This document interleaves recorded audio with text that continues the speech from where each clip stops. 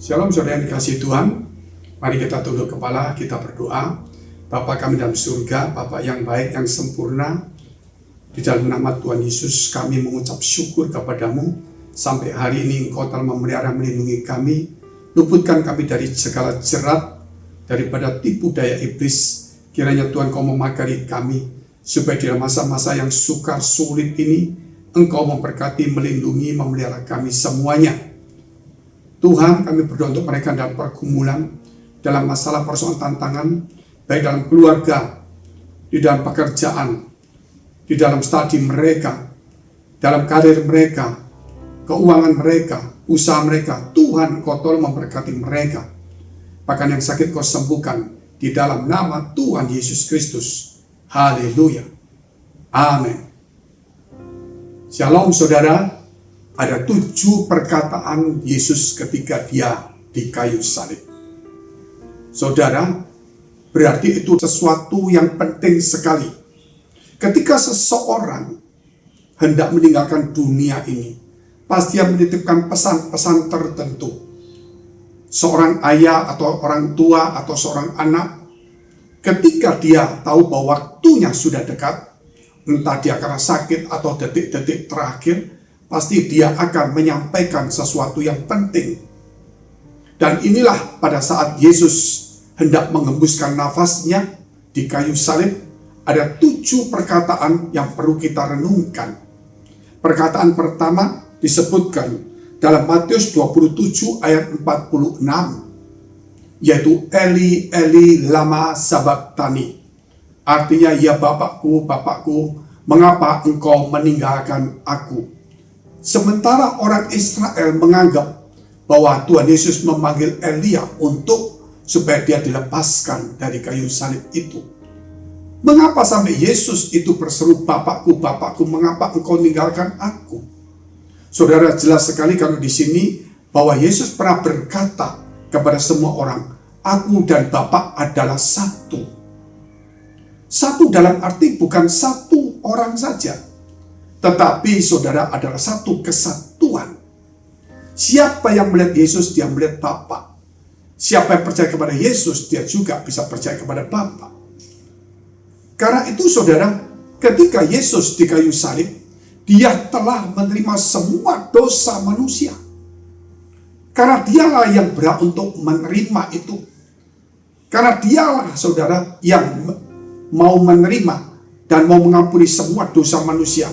Tugas Yesuslah untuk menebus dosa manusia itu. Sehingga kedua dosa itu ditimpakan kepada dia. Maka saat itu Bapa itu meninggalkan dia. Pertama dari pengertian ini, berarti kita tahu itu ada Tritunggal. Di mana Yesus pada saat itu di kayu salib, dan Bapa juga ada di tempat yang lain. Nah, ini juga hal yang kedua, bahwa Bapa itu Bapa yang kudus, yang suci. Dan hanya Yesus sebagai Tuhan yang turun menjadi manusia dan mengosongkan kealahannya. Dialah yang menerima. Dialah yang bertugas untuk menerima semua upah dosa itu. Dan disitulah kemudian Bapa di surga meninggalkan dia. Sehingga kalau kita melihat tentang Tritunggal ini juga tidaklah sulit. Yaitu Kejadian 1 ayat 1 dikatakan, pada mulanya Allah. Allah, kata Allah itu Elohim. Karena menunjukkan bentuk jamak tunggal. Tetapi ketika Yesus turun ke dunia, dia disebutkan juga Immanuel, yaitu arti kata El, bukan Elohim. Karena El itu menunjukkan tentang Allah, saudara, yaitu dalam bentuk satu. Sehingga ketika dia berseru kepada Bapaknya di surga, dia tidak sebut Elohim, karena dia ada di bumi, El juga ada di surga. Sehingga dia berkata, Eli, Eli, lama sabachthani. Sebab itu kekristenan harus sadar bahwa Yesuslah penebus dosa manusia. Bahwa kita harus tahu bahwa Yesuslah, saudara, itulah dalam wujud Allah yang telah turun dari manusia menjadi wujud manusia. Dan dia itu juga, saudara, saat itu menerima dosa manusia semuanya. Sehingga kemudian saat itu Bapa meninggalkan dia. Itulah juga Tritunggal. Hal yang kedua kita melihat, yaitu ketiga, Yesus di kayu salib. Dia melihat ibunya dan dia melihat murid yang dikasihi, yaitu Rasul Yohanes. Saat itu dia berkata kepada ibunya, "Ibu, inilah anakmu." Dia tidak menunjuk dirinya, tetapi dia menunjuk kepada Yohanes. Dan dia berkata kepada Yohanes, "Inilah ibumu."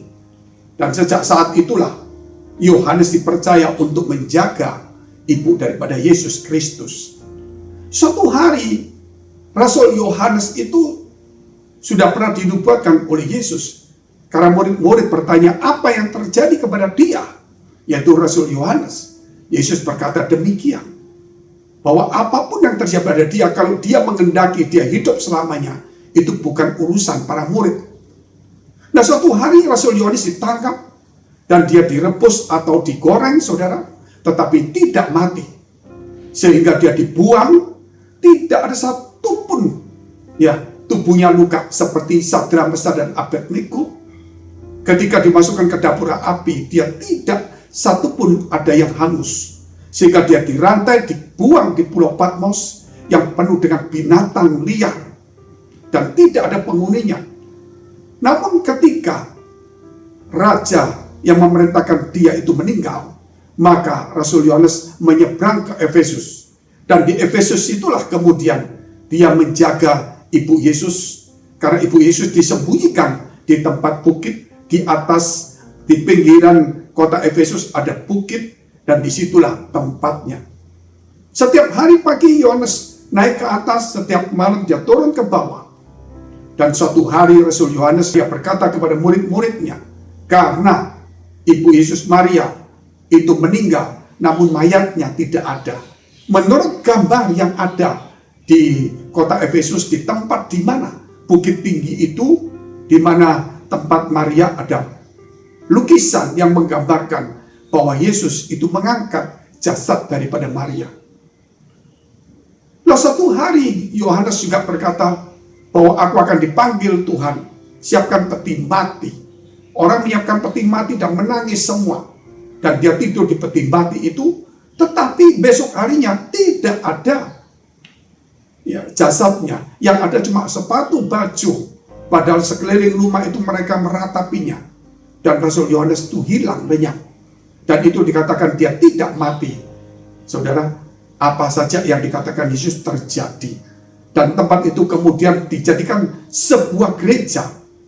Dan saat ini gereja itu ada, tetapi reruntuhan. Mari kita tunduk kepala, kita berdoa. Bapa kami yang dalam surga, Bapa yang baik yang kami kenal dalam nama Tuhan Yesus. Sungguh kami mengucap syukur ketika kami boleh Tuhan untuk berdoa dan merenungkan firman-Mu.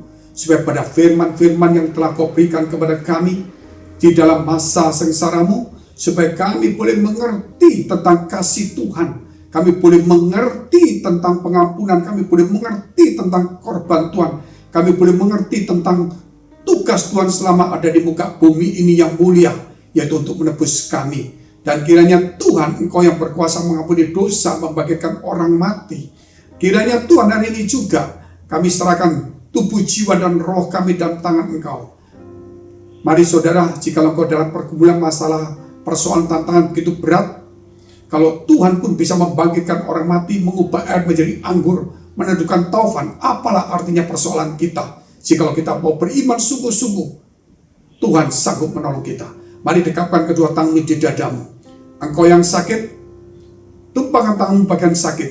Di dalam nama Tuhan Yesus Kristus, jadilah sembuh, jadilah pulih, diberkati dan diberikan hikmat oleh Tuhan. Dalam nama Yesus. Haleluya. Amin. Jika saudara masih membutuhkan pelayanan doa dan konseling, silakan hubungi nomor tertera. Tuhan Yesus memberkati.